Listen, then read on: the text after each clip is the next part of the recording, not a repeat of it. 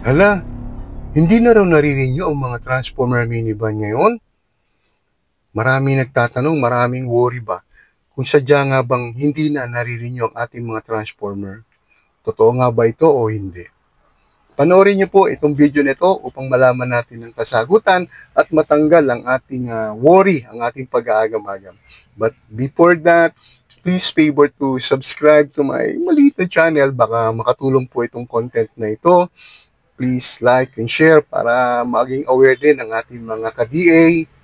At pakipress na rin po yung notification bell para updated kayo sa mga bago nating video.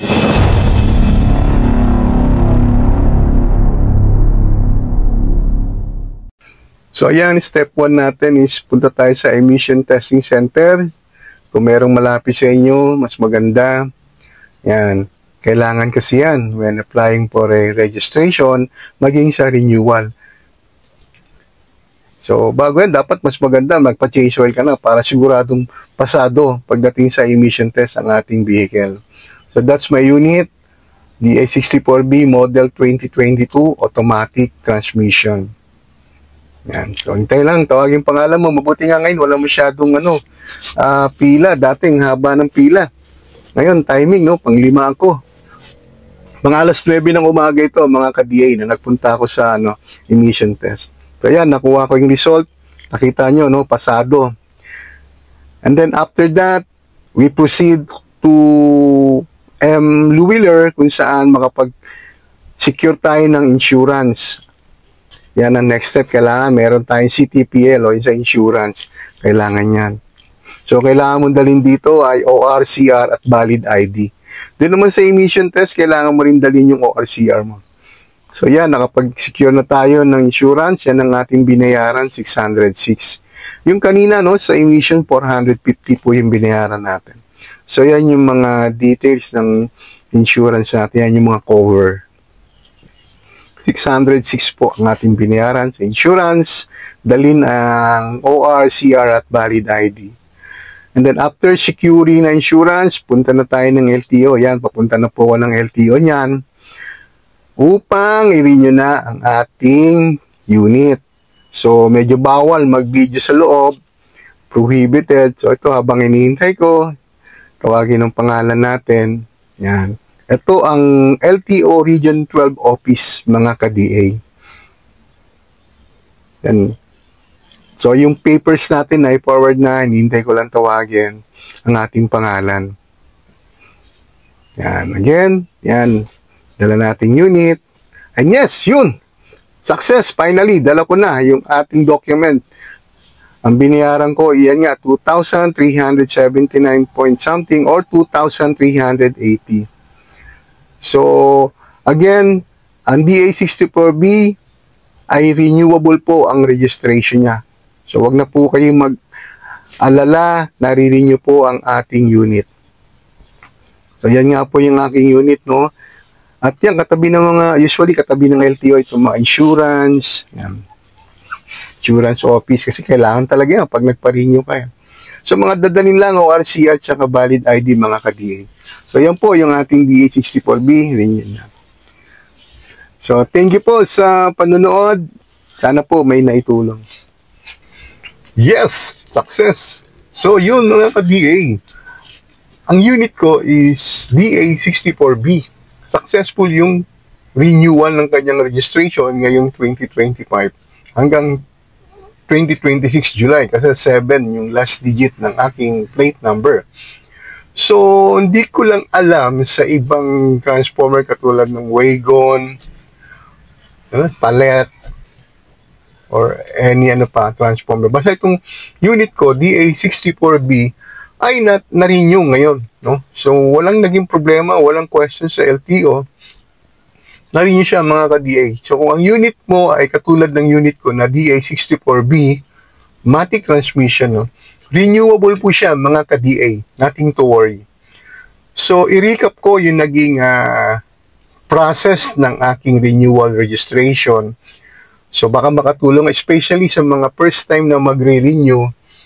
Ang una naging hakbang ko ay nagpa-emission test, no? Emission test tayo, nakita niyo naman kanina. We proceed to emission test center. para sa emission test at the same time meron na yung package niyan, vehicle motor inspection.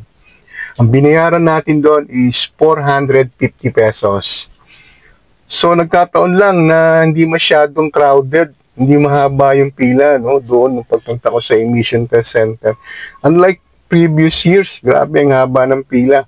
Kaya to submit sa umaga yung papers, balikan ko sa hapon. Thankful naman itong taon, hindi masyadong mahaba ang pila. Sandali lang, after 10 minutes siguro, tinawag na ako. And then after nung ating emission test, nung nakuha na natin no, yung resulta, next step is secure an insurance, yung CTPL. Requirements din yan sa mga magpaparenew ng sasakyan. So, kung hindi ka makapag-apply sa online, actually, ang una kong ginawa, nag-apply ako sa online. Pero nung bayaran ng hirap, mga online payment is offline. So, na-force ako mag-apply personally. Meron tayong mga choices or options, either Cebuana, M. Luwiller, and I don't know other payment agency. Pero meron kasi kami merong M. Luwiller na malapit sa amin. So, doon ako nagpunta. And fortunately, swerte, walang tao, ako lang mag-isa. Kaya naging madali rin yung proseso. Fill up ng form, may mga pipilapan, madala ka ng ID. Of course, no, katulad sa emission, OR-CR din ang kailangan lang nila. So, kailangan dala mo yung OR at CR mo. Then, dito naman, when securing an insurance, dala mo dapat yung ID. May dala kang valid ID. So, yun, mga sandali lang din. Itatype lahat, no? Body number, chassis, serial, model. Itatype nila yun sa insurance mo. And then, after no insurance, we proceeded to LTO office na. Ito yung last step. So, pumunta na tayo ng LTO. Mabalik ako sa insurance, ang binayaran natin is 606 pesos. So, sa emission, 450. Sa insurance, 606. Sa ano to ha? I don't say ibang car. Pero sa atin, DA Transformer 64B, 606 yung binayaran ng insurance natin. Then sa LTO, dadala na natin, di ba? Emission test, insurance. Kailangan mo pa rin yung ORCR. So, submit mo yan doon. Hintayin tawagin yung pangalan mo. Hintay ka lang. And luckily, again, hindi rin masyadong crowded. Di ba? Pag LTO, ewan ko lang dyan sa ibang area, punong-puno ng tao yan. Pero Tuesday yun na nagpunta ako eh. Salamat sa Diyos. Sandali lang din. Akala ko buti na ako ng ilang oras. O, mga 30 minutes lang. Tinawag na ako. Nakuha ko na yung renewed registration ng ating unit. Ang binayaran ko naman doon, mga ka-DA, 2,379.80 or 2,380 to round off.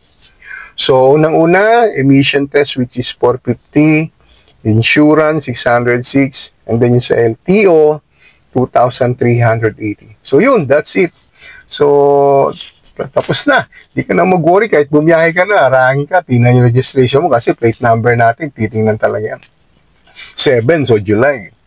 So, nothing to worry na. You have peace of mind. Registered na yung sasakyan mo, yung unit mo. So, yun lang muna para sa ating content ngayon. Sana nakatulong. Kung maaari po sana i-share nyo para maging aware yung mga lalo na, yung mga first time mag-renew at yung magpaparenew ng kanilang mga transformer. No? Okay, mag-alala kung ang unit nyo DA64B, renewable po. Nothing to worry. Sana po naibigan nyo ang aming video ngayon. Kung naibigan nyo po, please subscribe and press the notification bell for more helpful safety tips video. Thank you po. Bye-bye. God bless. Mag-ingat po palagi sa pag-drive and always comply. Always comply para maiwasan yung mga hassle, abala, penalty. No? Comply tayo kung ano mga dapat natin comply as a responsible owner of a vehicle. Thank you. God bless. Bye-bye po. Bye-bye.